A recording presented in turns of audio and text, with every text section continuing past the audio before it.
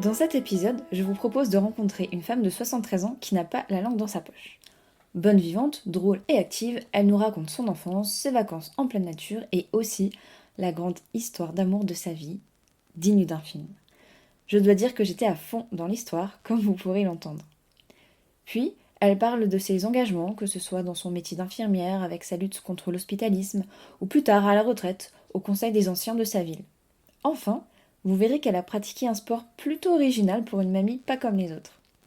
Bref, je vous laisse découvrir tout ça, mais avant, j'en profite pour vous dire que si vous connaissez des personnes de plus de 70 ans prêtes à partager leur expérience, n'hésitez pas à me faire signe. Allez, passons à l'histoire du jour. Eh ben bonjour et bienvenue dans ce nouvel épisode de Rambobinette. Merci de m'accueillir chez vous aujourd'hui. Je vous Et en prie, bonjour. bonjour. Et ben pour commencer, j'aurais aimé en savoir un petit peu plus sur votre enfance. Est-ce que vous pourriez m'expliquer comment vous avez grandi? Ah là là. Donc j'étais bien, j'avais une enfance très heureuse avec mes parents. Mon père était chauffeur routier, ma mère était infirmière. Et donc nous étions 4 enfants, 3 filles et un garçon. Et moi j'étais l'aîné. Donc avec les horaires de ma mère, à l'époque c'était pas les 35 heures, c'était plutôt 17 heures par jour. Ma mère était toujours très très absente, mais quand même très présente. Et donc on allait chez les grands-parents. Les grands-parents nous gardaient le jeudi, je crois que c'était le jeudi. D'accord, c'était le mercredi d'aujourd'hui, c'était le jeudi Voilà, avant. c'était le jeudi. Donc c'est les grands-parents qui prenaient la relève. Un mois de vacances au camping avec les parents et un mois avec les grands-parents. Ah. Voilà. Et vous alliez où en camping? Alors, avec les grands-parents, qu'en Alsace.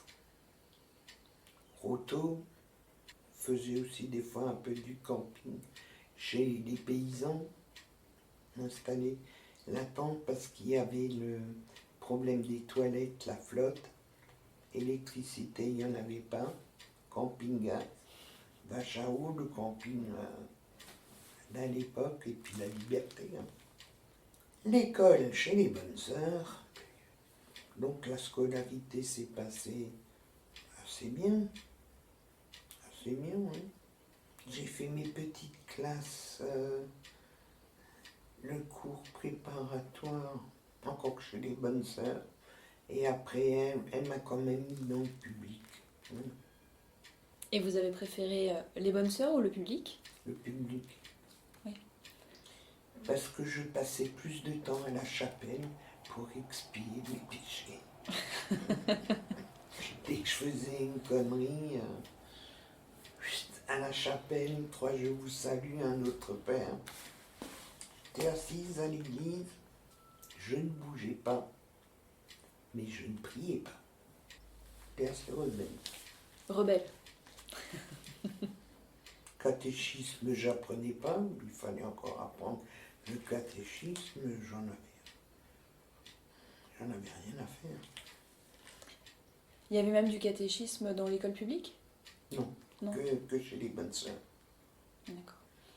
Mais il y avait le catéchisme quand on faisait la communion privée, à mon époque, j'ai 73 ans, à mon époque. D'accord.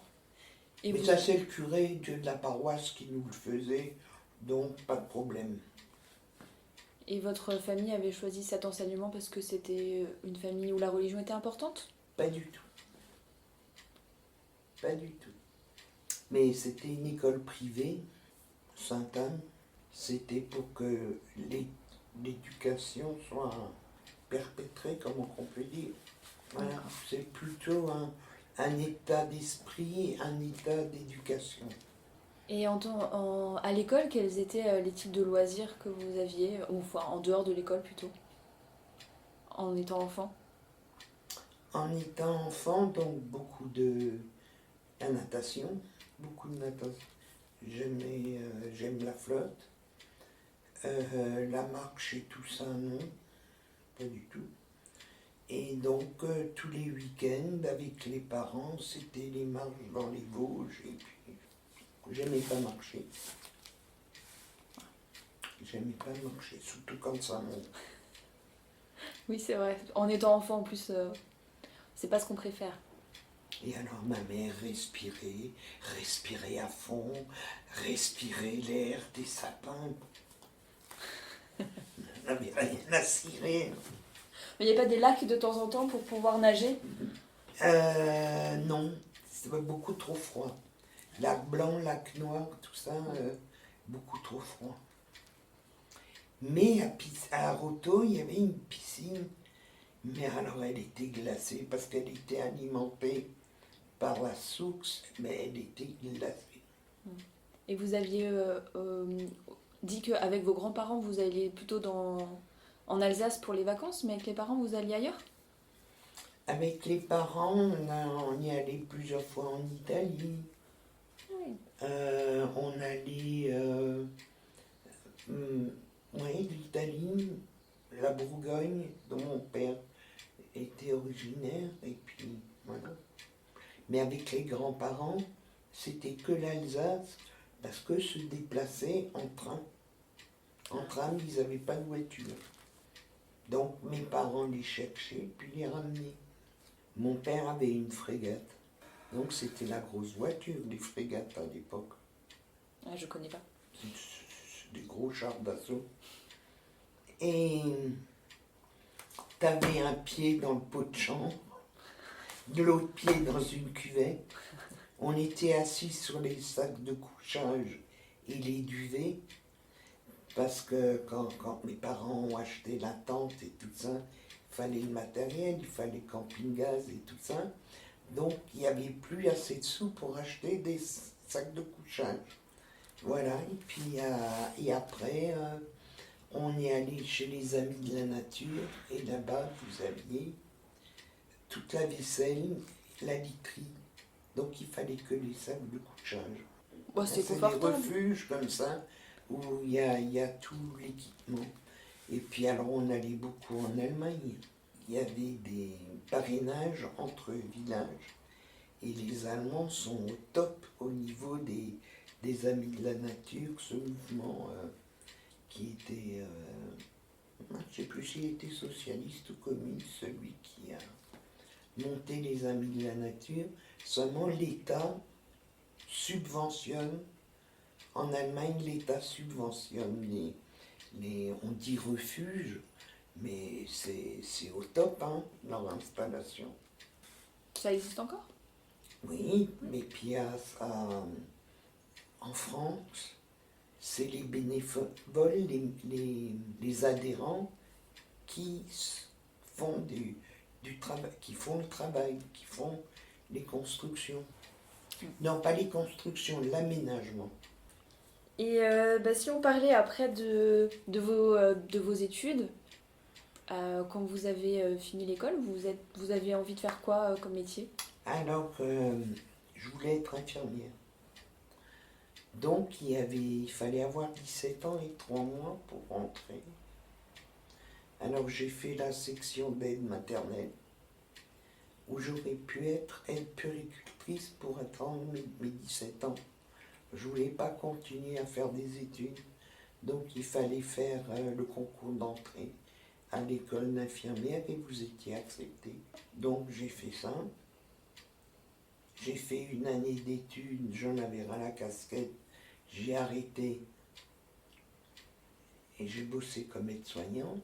Je voulais gagner ma vie. J'en avais marre de faire des études. Et avant tout cela, j'avais 14 ans et j'ai rencontré mon mari. Mais mon père ne voulait pas. Donc il a dit, tu attends qu'elle ait ses 18 ans et quand elle a 18 ans, tu peux venir. Parce que à mon époque, la majorité était à 21 ans. Et Giovanni s'est pointé à la porte et mon père, il me dit, toi, dans ta chambre, et je ne l'ai plus jamais vu. Alors je me suis dit, purée, qu'est-ce qui se passe? Je ne comprenais pas.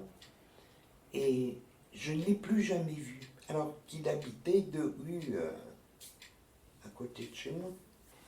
Et voilà, et ça s'est passé, alors j'avais mon grand chagrin d'amour. Mon père m'a dit que c'était le plus grand maquereau qui se baladait sur Terre. Parce que à l'époque, il y avait encore les intempéries dans le bâtiment. Donc s'il y avait moins 5 degrés, il ne pouvait pas travailler. Et cette année-là, en 60, le canal était gelé près de la mairie de Strasbourg. Et donc, lui, il allait travailler comme serveur dans une boîte de nuit parce qu'il était en intempérie. Ça correspond au chômage technique maintenant? Voilà, à peu près. À peu près, À peu ok. près, oui. Seulement, il ne touchait pas beaucoup d'argent, donc il fallait qu'il... Et en 61, tout ça, ça s'est passé en 61. Longtemps après, j'ai su que mon père l'avait menacé que s'il me revoyait, il le ferait expulser de France. Mais il était d'où? C'était un Calabré. Il a dit que c'était le plus gros maquereau et il l'a suivi pour voir où c'est qu'il allait le soir. Et il a vu sa voiture stationnée. Dans le temps, ça s'appelait le penalty. Et lui, il bossait, mais mon père attendait dehors. Il serait rentré, il aurait vu Qu'il était serveur. qu'il était serveur. Mais ça, il ne l'a pas fait. Voilà. Et les années ont passé. Et rien que pour embêter mon père. Je me suis marié. Avec lui? Ah non. Et tu parles? Vous l'avez plus jamais Moi, revu, j'étais vraiment? mineur. On avait 4 ans d'écart. Moi, j'étais mineur à l'époque. Il lui aurait collé un détournement de mineur. L'aurait-il fait? J'en sais rien. Mais vous n'avez pas pris le risque. Ah, lui, il ne pouvait pas. Il faisait rentrer ses parents. Son honneur était bafoué. Voilà. Et donc, je me suis marié. Et puis, ça s'est très mal passé. J'aurais pu divorcer 2 mois après. Et après, j'ai pris des coups. Et donc, je suis parti. D'accord. Donc, j'ai divorcé au bout de 2 ans. Et alors que c'était la grande galère pendant 11 ans. Enfin, la galère, non. Je ne voulais pas être livré à un type qui est libre. Je voulais mon indépendance. J'ai fait des connaissances et puis après, salut. Et un soir, je vais à Aristide-Briand, il y avait le Mesty. Ouais. Et mes parents habitaient là-haut. Et mon frangin qui me dit, qu'on allait toujours manger du roast beef. C'était la tradition. Il y avait mon frangin, moi, ma mère, et on y allait manger un roast beef. Et puis alors il dit, ma soeur, tu me payes l'autobox? Alors j'ai dit, écoute, je monte, il faut que je fasse pipi parce que la vessie pleine, je peux pas faire d'autobox. Je monte, je redescends, et je vois mon frangin qui avait déjà trouvé un copain pour faire de l'autobox. Je vois 2 gosses qui hurlent, dont un, il hurle ce qu'il avait dans les poumons, un petit et un plus grand. Le plus grand, il se marrait, l'autre, il hurlait parce qu'il avait la trouille. Et dans mon dos, j'entends « Bonjour, madame ». Je dis « Purée, ça c'est la voix de Giovanni ». Et combien de temps après? Donc j'avais 18 ans, 34 ans. Waouh. Je me retourne, cheveux gris, et c'était parti. Et il me raconte un tas de trucs. Moi j'ai dit, bon, gosse, moi j'ai pas d'enfant, divorcé aussi avec ces deux gamins. Hop là. Il a dit, il me raconte que son frère, il avait les taxis, blablabla, qu'il habitait à, je savais plus le nom du patelin. Et j'avais pas idée de chercher le nom de famille de ce taxi, qui était sur le nom de famille. Et j'en parle à ma collègue, qui est d'ailleurs une amie. On a bossé 25 ans ensemble. Alors, il se crée des liens et je lui raconte cette histoire. Alors, elle me dit, écoute, tu me casses les oreilles maintenant. Et puis, elle disait toujours, Chagrin, petit Jean, tu vois. Et puis, hop là, on est parti comme ça. Mais Ça tournait en boucle dans la tête. ce qui me gênait un peu, c'est les enfants. Parce qu'ils avaient quand même 8 et 12 ans. Et j'ai dit, ça peut mal se passer. Et lui, il a dit, c'est moi et mes gosses, sinon rien. Alors, je dis, cause toujours. Puis je dis à ma collègue, j'ai dit, écoute, je me souviens plus. Où c'est qu'il m'a dit où il habitait? Et où son frangin a eu le taxi? C'était taxi en... Et il y a un patient qui reçoit un courrier. Devine ce qu'il y a derrière. Taxi, ambulance, banana. Je retravaille avec ma collègue. Quoi, 2-3 jours après, je dis quelle coïncidence. Elle a dit fous-moi la paix, va lui téléphoner. Je téléphone, et puis il y a un truc qui me répond, le grand qui me répond. Il dit papa n'est pas encore à la maison. Alors je dis je peux te demander un service, est-ce que tu peux dire mon prénom et mon numéro de téléphone, s'il veut bien m'appeler, mais tu lui dis que c'est mon numéro de travail. D'accord? Une demi-heure après, il a téléphoné. Le soir, à 22h, quand je suis sorti du boulot, père les deux gosses, costume, cravate, et le plus petit, un papillon. Et bien coiffé, tout. Écoute, ils étaient alignés comme ça.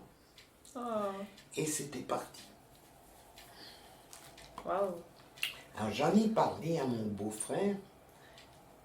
J'ai dit, écoute, est-ce que tu pourrais m'accorder un truc seul sans que personne sache? Il dit, pas de problème, il a pris congé. Hein. Il n'est pas allé au boulot, mais il bossait en Allemagne dans le bâtiment. Donc... Et puis on a mangé au marché de Neudorf. Et je lui ai raconté ce qui m'arrivait. Alors il a dit, écoute, comme tu me décris, c'est parti avec lui. Alors je dis, bon, maintenant, il faut que je présente tout ça à ma famille. Et j'étais majeur. Oui. Et votre papa se souvenait de lui? Mon père est décédé à 57 ans.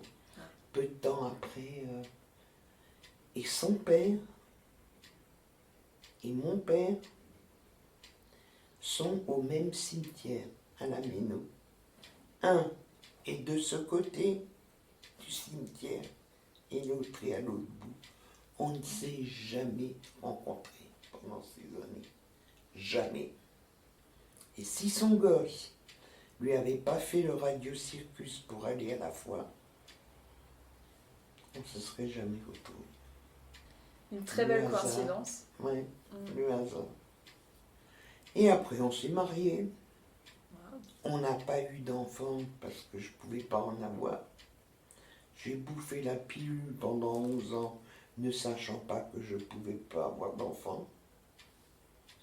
Et ça s'est bien passé à la vie de famille recomposée? Nickel. Que demander de plus? Et le plus jeune, il a dit, écoute, vous n'avez qu'à vous marier parce que je veux le même nom sur la porte. Il y avait les deux noms. Parce que moi j'ai dit, je ne me remarierai plus. Je me suis marié une fois, je ne me remarierai plus. Puis voilà. Et ensuite, j'ai adopté les enfants. Parce que leur mère a foutu le camp et elle les a laissés. Oui, donc vous avez construit une très belle relation avec eux. Oui, Oui. ce sont mes enfants. Et ils disent, bon, ils me disent pas maman, ils me disent seulement maman le jour de la fête des mères. Libre à vous, vous m'appelez comme vous voulez. Et attention, le plus jeune, vous voyez une guenon avec son petit. Oui. Constamment. Et alors quand j'étais debout, il était petit, menu. Et alors il se foutait sous mon pull. Alors je disais, écoute, il faudrait peut-être qu'on achète un pull parce qu'il est trop petit. Je ne veux pas grandir, et je ne veux pas grandir. Et alors il mettait la tête sous le pull. Mais alors il m'a pompé ma moelle épine. Mais tellement attachant. Ah. Et alors quand mon mari partait, même le grand, hein, hop là, ils venaient dans le lit tous les deux. Donc c'était gagné, c'était... C'était une nouvelle famille. Ouais, ouais. Bah, c'est une très belle histoire. Magnifique même. Et puis voilà, on s'est mariés en 83 et puis il est décédé en 2015. Ça fait quoi, pratiquement 30 ans, 30 ans de mariage. Ouais. 32. 32 ans. Ouais. C'est beau, hein. Ouais. C'est rare, de nos jours. Voilà, mais ça s'est bien passé. Ouais. Voilà, et puis après j'ai fait ma carrière en psy. Mais moi je me demandais comment vous avez choisi la carrière d'infirmière. Vous m'aviez dit votre maman était infirmière, Ouais. C'est ce qui vous a inspiré? Je voulais toujours faire ce métier depuis gosse. Et alors j'étais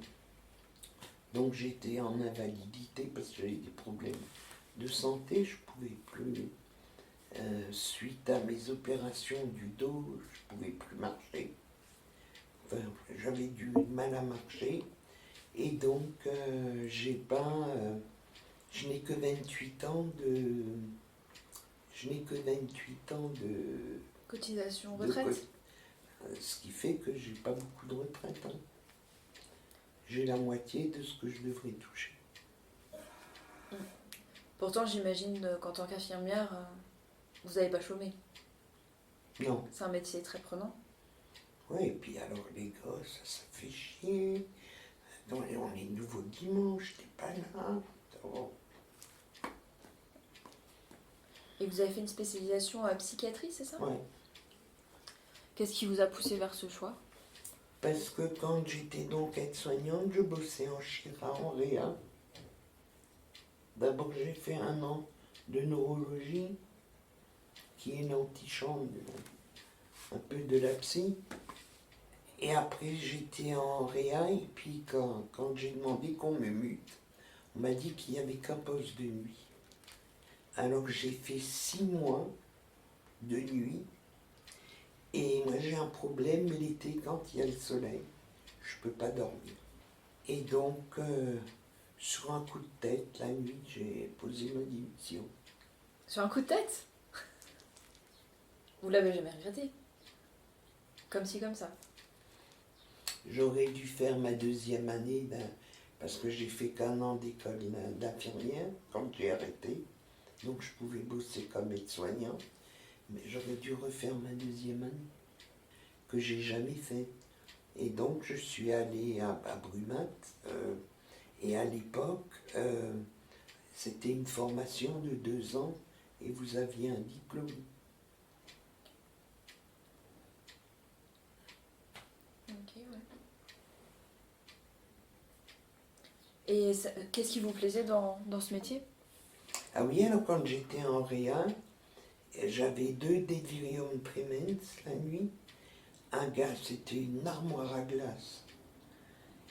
Il est sorti, il avait le lit, il se doutait pas que c'était un alcoolo. Et c'était un représentant en Champagne. Donc il avait l'alcoolisme mondain, comme on dit. Et il était amputé d'une jambe et puis on était obligé de l'attacher. Il est sorti avec le lit sur le dos, à se demander comme il a fait, d'une force, mais alors. Puis il ne devait pas avoir moins de 2 mètres. Et après, il y en avait un autre, un paysan. Là, les bouteilles étaient encore en verre, les bouteilles de perf. Et il est venu avec il a cassé le truc, et puis il nous a menacés. On a réussi à le maîtriser, puis voilà. Mais comment vous étiez combien pour réussir à maîtriser? 2. J'ai juste pu crier appelle les secours. Ouais. Appelle les. Parce qu'il y avait le service d'urgence qui montait, qui faisait un peu, s'il y avait un problème, on faisait appel à eux.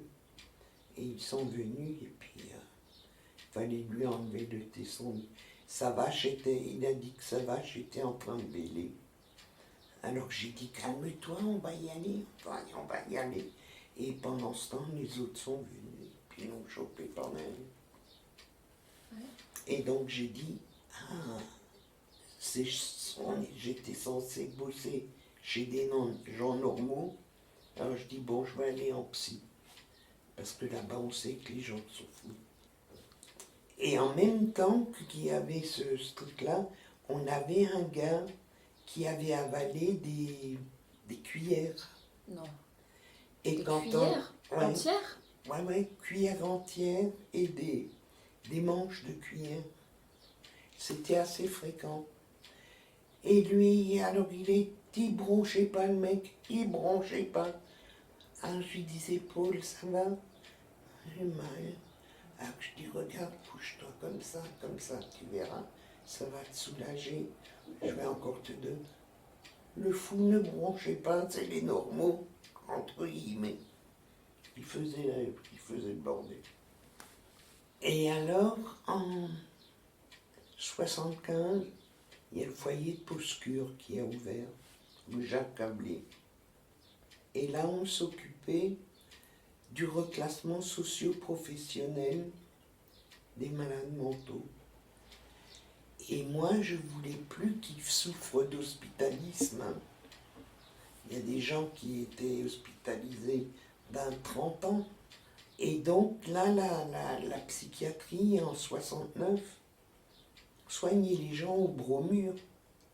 Il n'y avait pas tous ces neuroleptiques. C'est qu'en 70, 72... Et c'est quoi le bromure? C'était un calmant qui calmait plutôt les ardeurs sexuelles et donc automatiquement les calmait. Voilà. Et après, dans les années 70, ils sont arrivés Les neuroleptiques sont arrivés. Et donc là, on pouvait de nouveau resocialiser les patients.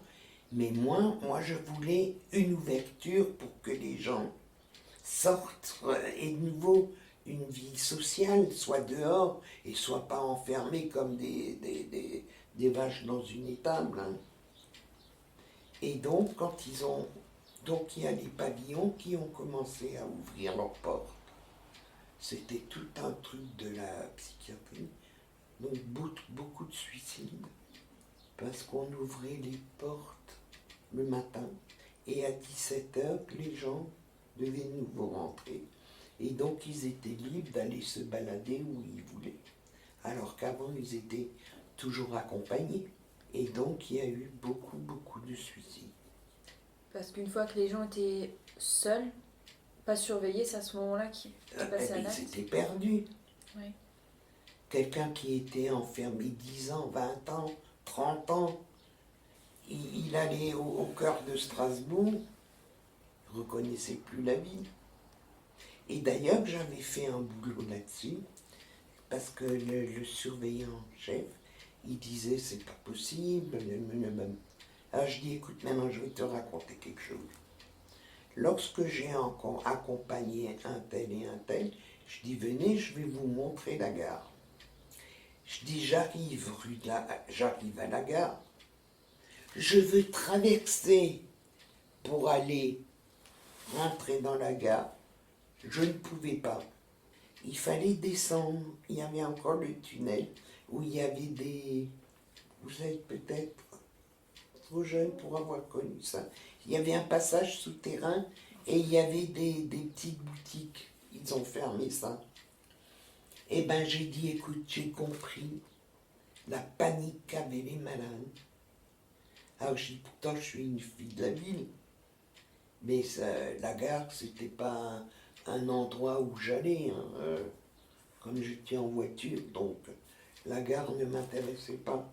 Et ben j'ai dit, écoute, sur le coup, j'étais prise de panique. De dire, mais je suis où je suis.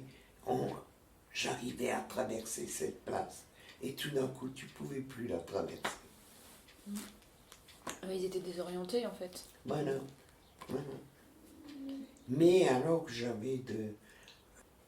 Donc il y a les pensions d'invalidité qui sont sorties. Donc les malades avaient une entrée d'argent, la pension handicapé adulte. Et quand on les installait, il y avait l'allocation logement. Donc il y avait 2 appartements thérapeutiques.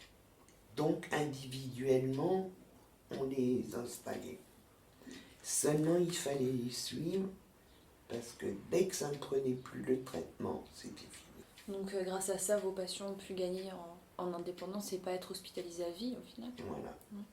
C'est une Seulement, victoire. le hic, c'est que s'il y a une urgence où il faut une hospitalisation, il y a quelques années, ça allait encore, mais maintenant, pour faire hospitaliser quelqu'un, hein, c'est quand ils sont dans un pic de... Quand ils repongent, quoi, c'est en phase aiguë, hein, c'est pas facile. Vous avez eu beaucoup de rebondissements dans votre carrière professionnelle aussi. Mais passionnant. Mais oui, je vois ça. Passionnant. Donc si c'était à refaire, vous referiez le même métier. Je vois que vous l'avez adoré. Le métier, oui. Mais pas... peut-être pas qu'une seule spécialisation. Mais tout est spécialisé maintenant. Le pneumologue, il est là, le gynéco, il est là. Tu lui poses une question, il ne peut pas te répondre. Je dis, mais vous êtes médecin, qu'est-ce que vous êtes? Il faut la médecine générale.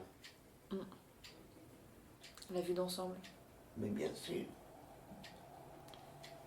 Et à un moment, vous aviez dit que vous vouliez vous spécialiser dans la petite enfance aussi. Ça, finalement, ça Ça, j'ai laissé tomber parce qu'à l'époque, il y avait encore l'Institut de puériculture. Et c'était abominable. Premièrement, il fallait se lever très tôt le matin parce qu'on commençait à 6 heures. Il fallait faire un stage d'1 mois non rémunéré. Et la directrice à l'époque de l'Institut de puériculture, c'était une vieille fille comme la sorcière dans les dessins animés. Okay. Et donc, il fallait économiser l'électricité. Donc, les lumières étaient tamisées dans les box et elle se planquait dans les... On ne la voyait pas. Alors, on prenait un gamin pour le baigner, mais elle tambourinait aux vitres de la... C'était au risque de lâcher le gamin tellement qu'on s'effrayait. Et alors à 9h, ou à 10h, plutôt 10h, que 9h, on avait droit à une pause. Donc on montait dans le réfectoire, t'avais plus de pain, t'avais plus de confiture, il n'y avait plus rien. Donc les filles qui faisaient partie de l'Institut de puériculture, elles bouffaient tout, elles buvaient tout, pour que les stagiaires n'ont rien. C'était un état d'esprit médiocre, lamentable. Et les bébés, à cette époque-là, on leur faisait la prise de sang dans la fontanelle. Et je trouvais que c'était une manière barbare. Tout ça, ça n'existe plus. Tout a évolué. Et donc, mais c'est ce qui me rapprochait le plus pour faire mon métier d'infirmière, pour attendre les années qui me manquaient, quoi. J'allais pas me lancer dans la comptabilité ou un truc comme ça. Et depuis que vous êtes à la retraite, qu'est-ce que vous aimez faire alors? Alors, il y a beaucoup de choses qui ont changé, parce que quand mon mari est décédé, je pouvais presque plus marcher parce qu'il fallait de nouveau que je sois opéré, le canal lombaire étroit. Et depuis, j'ai des séquelles, point de vue jambes. Je peux plus marcher comme je veux. Et puis alors, donc, déjà quand mon mari était malade, j'allais au NHC. Je te dis pas les couloirs, qu'est-ce qu'il faut marcher, hein. Maman. C'est kilomètres de couloirs. Et puis après, j'étais une fois bloqué, je pouvais presque plus marcher pour rentrer, mais j'étais con, je me demande pourquoi j'ai pas commandé un taxi. Donc j'allais le voir tous les jours. Et bon, moi je lis beaucoup. Moi j'ai toujours fait du sport. Tous les épisodes là que j'ai toujours fait beaucoup de sport. Je fais à l'école basket, volleyball, handball. J'aimais pas courir autour d'un stade. Piscine, là j'avais fait mes brevets. Natation aussi à l'époque. J'aime l'eau. J'aime l'eau. Et à 58 ans, il y a l'aîné de mes petits-fils qui est devenu un peu wash-wash. Alors il y a mon fils qui vient et puis qui dit « Écoute, je sais pas quoi en faire. Regarde si toi tu arrives à en tirer quelque chose. » Et j'étais au conseil des aînés. Si, je m'occupais. J'étais au conseil des aînés ici dans le village. Et on avait un député comme ça. Et lui, il a dit, il avait l'habitude d'aller en Afrique et tout ça. Et il a dit, il faudrait faire un conseil des aînés et un arbre à palabres, comme en Afrique, pour que les anciens se réunissent, ne soient pas isolés. Et donc on a fait on était une cinquantaine en tout, et on a fait en 3 parties. Alphabétisation des étrangers, citoyenneté, et l'autre, je crois que c'était nature. Moi, je suis allé à la citoyenneté avec les jeunes. Je dis, moi, il me faut du mouvement. Je n'aime pas les séances de tricot et tout ça, alors que j'ai beaucoup tricoté et crocheté. Hein. Donc, j'allais jamais dans des ateliers comme ça. Il y avait chaque fois un chef de groupe, et puis on était quoi? Peut-être 10 par groupe. Et donc, il y a un gars qui s'occupait de la... Il était dans la formation continue, mais dans le privé. Et donc, il a fait un thème en disant, parce qu'on réfléchissait, qu'est-ce qu'on peut faire avec cette jeunesse pour qu'elle ne soit pas mise au rebut. Et donc, il a lancé l'idée de contacter les entreprises et amener et parrainer 3 jeunes. Chacun parraine 3 jeunes. Et on les emmène dans une entreprise et que chaque employé parle de son métier. C'est une excellente idée, oui. Ça a beaucoup rapporté. Je ne savais pas que ma commune avait autant de richesse dans les entreprises. Donc ça allait de femmes de ménage jusqu'aux députés, jusqu'aux juges d'instruction et tout ça. Et donc on les amenait, on contactait les gens pour savoir s'ils seraient d'accord pour nous recevoir et tout ça. Et puis donc on parrainait les jeunes pour y aller. C'est une super initiative. Et je suis sûre que ça les a beaucoup aidés. Donc là j'étais occupée. Mais pas aller pour faire le coffee crème là, avec les vieux et puis se morfondre, à jouer au jeu ne te fâche pas. J'ai horreur de ça. J'ai horreur de ça. Moi, il faut que ça bouge. Et puis alors, quand mon petit-fils, bon, là j'étais plus jeune, j'avais 58 ans. Alors on discutait entre nous. Alors il y avait un militaire et qui dit, écoute, moi je fais de la plongée, je fais du tir et je joue au tennis. Alors je dis, écoute, tennis je pourrais pas jouer, avec mon dos je peux plus. J'ai dit, mais par contre, la plongée, il dit, mais pourquoi tu dis pas à ton petit-fils, ramène-le, tous les lundis, il y a des baptêmes, à la Kibitseno, ramène-le. Alors je dis, bon, je vais lui en parler, puis alors, je lui ai demandé, je dis, écoute, si ça t'intéresse, tu voudrais faire un baptême de plongée? Et comme ça, tu seras le seul de ta classe à faire ça. Les autres font tous du foot et tout ça. Ça te donnera l'occasion de faire autre chose. Et puis je l'accompagne à... Ah ouais, mamie, ça me plaît. Je dis, bon, je m'engage. Tous les lundis, je t'emmène à la Kibitz. Et tous les 15 jours, en plus du lundi, il y a le jeudi à Chili. Elle met son maillot de bain parce que j'allais pas rentrer à l'intérieur d'une piscine habillée. Maillot de bain, je m'assieds sur les gradins, croise mes bras et je regarde. Et tout d'un coup, il y en a un qui me fait comme ça. Il dit, qu'est-ce que tu fais sur les gradins? Je dis, moi je regarde. Viens avec moi, on va s'équiper. Oh mon Dieu, je suis bonne sur l'eau, mais pas sous l'eau. J'ai bu la tasse en faisant le Vassalva. Les gars, ils devaient avoir des bleus tellement que je les ai serrés. Mon Dieu, mon Dieu, mon Dieu. Donc ça, c'était le baptême. Alors je dis, écoute, au gosse, ça lui plaît, donc je m'engage, je te le ramène à chaque fois. Et c'était le trésorier. Et puis hop là, le lundi d'après, de nouveau sur les gradins, tu vas t'équiper et tu vas rejoindre le groupe. Je dis, moi, oui, j'avais 60 ans, et puis ça. Et me voilà parti dans la grande aventure.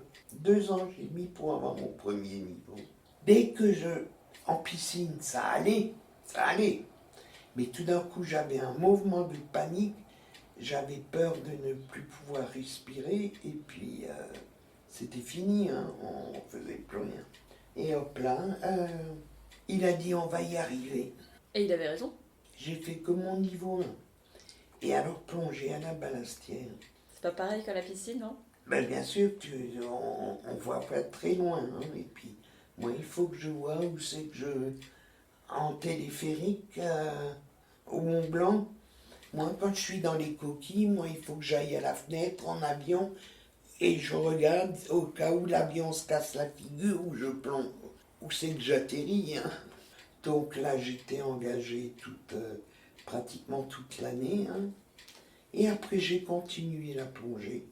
Et puis après, mon mari est tombé malade. Et donc, de toute manière, je ne pouvais pas partir avec eux faire des voyages en mer. Je ne pouvais pas le laisser seul. Et après, je ne pouvais plus aller aux entraînements. Parce que c'était trop long. 4-5 heures, je ne pouvais pas le laisser seul. C'était de 20h à 22h. Mais après, on allait manger à kebab. Ah bah oui. Ça creuse tout ça. Toujours. Et puis après, donc, j'ai arrêté la plongée. Et quand il y a eu le nouveau maire qui nous a foutu les bâtons dans les roues, on a arrêté. On a arrêté. Et depuis, donc j'ai été opéré du genou, l'année suivante du dos. Non, d'abord le dos, après le genou. Et comme ça, le temps a passé. Et maintenant, je ne fais plus rien. Je ne suis pas une solitaire. Par exemple, pour aller me baigner, il faudrait que j'ai quelqu'un avec moi. Ben, l'année dernière, j'ai fait un malaise le matin en allant aux toilettes. J'ai fait un malaise dans les WC. Je ne pouvais plus me mettre debout sur les jambes. Je dis, ça y est, je fais une hémiplégie. Alors j'étais coincé dans les chiottes. Et il y a une amie, quand on se dit on se téléphone demain matin à telle heure ou le soir à telle heure, on est toujours là. On se téléphone tous les jours et donc elle était inquiète parce qu'elle m'a appelé sur le fixe, sur le portable, mais le fixe et le portable étaient là. Et alors elle s'est inquiétée, puis elle a appelé les pompiers. Alors les pompiers ont dit, bah écoutez, on va y aller, mais comment qu'on rentre? Alors elle savait que le voisin a les clés. Elle a dit, vous y allez, puis le voisin vous ouvre, vous n'avez pas besoin de casser la porte. Et ils m'ont emmené au NHC. Et au NHC, ils croyaient d'abord que c'était le Covid. Et donc, ils m'ont trouvé un cancer du poumon à droite. Et elle a pu enlever le lobe. J'aurais pas fait ce malaise, j'aurais pas été opéré. Et après, vous avez eu un traitement? Oui, j'avais de la chimio, j'avais radiothérapie. Et maintenant? C'est bon, il n'y a pas de métastase. Ah. Non. Tant mieux. Bon, il faudrait que j'arrête de fumer. Je suis en fin de vie, je suis au bout du parcours, je suis pas au début. Qu'on me laisse mes petits trucs. Voilà. Et est-ce que vous avez un petit conseil pour les jeunes, pour la route? Les jeunes, Ouais. Qu'est-ce que vous avez envie de dire aux jeunes générations? aux jeunes générations qui choisissent un métier, qu'ils aiment, il faut bosser. Ils n'ont pas besoin d'être les premiers, mais qui choisissent un métier qui leur plaise.